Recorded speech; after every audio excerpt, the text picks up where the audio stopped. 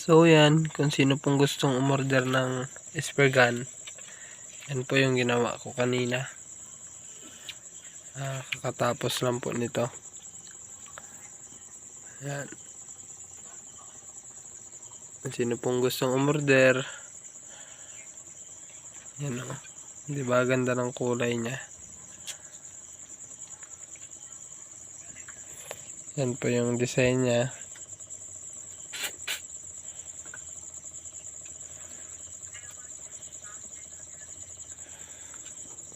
Ayan.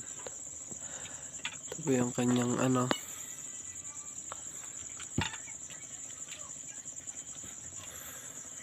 Ayan, meron na po siyang ano. Ginawa na namin.